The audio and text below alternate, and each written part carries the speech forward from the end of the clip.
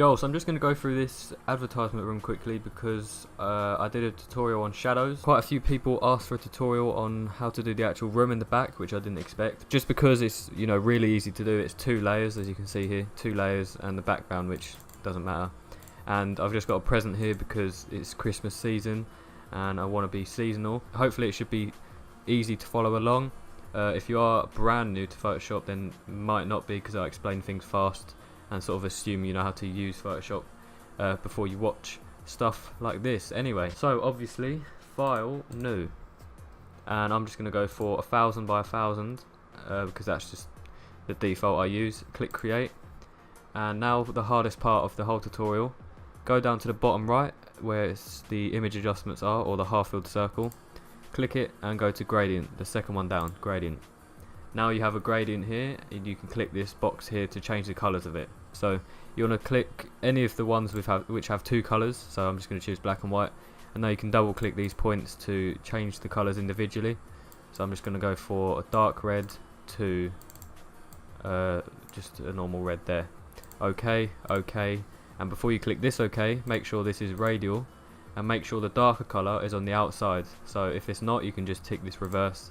And just to double check, reset alignment, and now it's very harsh, so you can change the scale to make it bigger and less harsh, or you can make it smaller to make it even more harsh, but you wouldn't want that.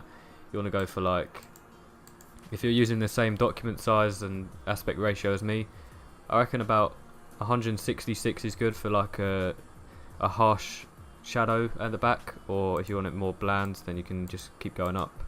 I'm going to go for about 166, that looks good. Click OK, and then for the floor, so duplicate this layer, rasterize it, so right click, rasterize layer, get rid of the layer mask, delete layer mask. So then you can press Ctrl T to bring up free transform, right click, perspective, and one of these bottom corners, the bottom left or bottom right, you can drag them outwards to sort of make it warp as if it was a floor. So the whatever's closest to the camera in this case would be bigger, so like there's a good shape for a floor. You can do more for like a more flat floor, doesn't matter, but just make sure it looks enough like a floor, if that makes sense. And then you can drag it down like that until it looks about normal, and then just click enter to confirm the warp. Next step is to take out this really harsh black line, or this dark red line, sorry, just because it's very harsh compared to the rest of it and your eyes are drawn to it. You want it to just sort of be in the background, you don't want any part of it to stand out. So to do that, I'm going to press M on the keyboard to bring up the marquee tool, and if it's the circle or any other tool, just make sure you click and hold on this and make sure it's selected at rectangular marquee. Then I'm just going to drag over the part that I don't want, and you could just click delete like that.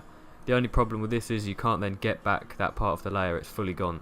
So instead of clicking delete, I'm going to add a layer mask to that part of the layer, which will hide it. If I just select this part and add a layer mask now, it will mean that this part is the only part that's showing. If I undo that and hold Alt while I click layer mask, it will mean that this part is the only bit that's not showing. So if I click Alt and select, now this part isn't showing, and you can see this layer mask here. This black area is what's hidden, this white area is what's showing. So only the bottom half here is showing, and now we can unlink these and we can move this layer mask separately from the layer. So just get it to a point where it looks about right, so about there is good. And there you go, you're pretty much done, other than the little tweaks of getting more shadows here and all that. So I'm just going to go through that quickly just because why not.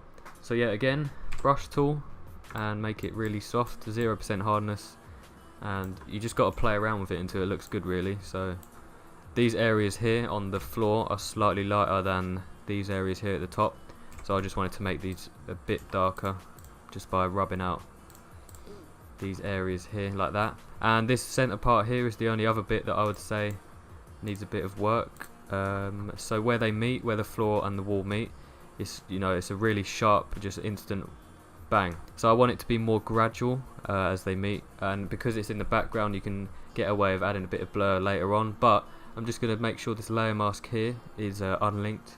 Go to filter, blur and Gaussian blur, which will sort of blur the line between them, and I think 8 is about a good amount there. click OK. But that is it. 2 layers, one is a gradient and one is a gradient which is warped with a layer mask on it. So now I'm just going to drag this present over, and look at that, done. I'm not going to go through how to make this middle part just with the present and the shadow, because I already did a tutorial on that, and I'll link that in the description if you want to go watch it, and you'll see that this similar room is used in that video. Other than that, if you do think I went too fast and you're a bit confused, Twitter, Discord and the comment section, them 3 are the main places that I will happily answer any questions that you have. I'll also leave this project file in the description, just without the present, just the background. So if you, I don't know why you'd want it, but if you do, if you want to use it yourself, go ahead, I don't mind. But yeah, let me know what you make with this, at me in any tweets, I don't mind. And yeah, peace.